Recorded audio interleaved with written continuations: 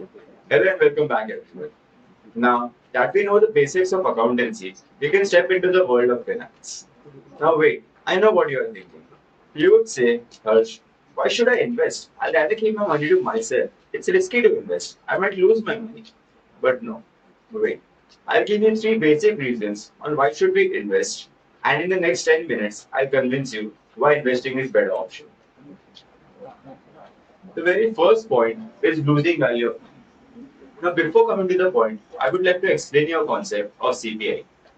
CPI, or Consumer Price Index, is simply the cost of a basket of goods which are necessary for daily living of a person. CPI is published by government every month.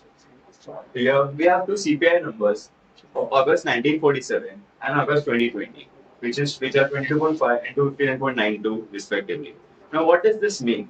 This means that if a basket of commodities costed you rupees 22.5 back in August 1947, the same basket of goods costs you about rupees 259.92 as at today.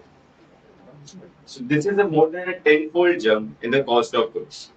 Now, what changed? The commodities are same, right? I'm purchasing the same goods which I purchased back in 1947, but I'm paying more than 10 times if I purchase them today. So this rise is called inflation.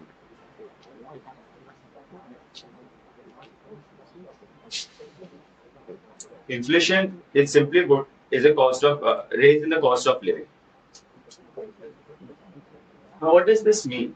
Let's take an example of rupees 100. Let's say that you had rupees 100 in August 1947 and you chose not to invest it and keep it in the locker. So, by the way, rupees 100 was a lot of money back then. So, if we just kept in the locker and in August 2020, you just opened your locker and saw that 100 rupees note there. Now, what is the intrinsic value of that 100? What is the intrinsic value of that 100 rupee note as at today? It is close to about 8.65 rupees. Now, don't get me wrong, the face value of 100 rupee note is rupees 100 only, which you kept back in August 1947 and which you will take now. But the purchasing power of that same 100 rupee note and which you will take now. But the purchasing power of that same 100 rupee note is equivalent to rupees 8.65 in today's terms. So this proves that by not investing, you are losing money. The second reason is retirement independence.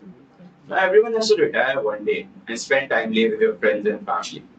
And sooner or later, you realize that you have to start saving for your retirement so that you are not dependent on anyone for your daily living and expenditure. So let's consider two examples. In one, we'll not invest our money and keep all the cash to ourselves in the locker. The second example, we'll invest. So let's first consider the cash example. Let's say that 20 years before your retirement date, you start planning for your retirement. So the term is 20 years. Let's consider your income as at that date to be 10 lakhs. Let's consider a normal raise of 10% every year, expenditure of 6 lakhs, and inflation rate of 8%. Now, with these parameters, if you keep all your paychecks to yourself and not invest anywhere, you would save about 3 crores as on the date of retirement. Now, at a glance, it might look a big number, but if you compare the years you could survive on this without investing, it comes to about 8 years.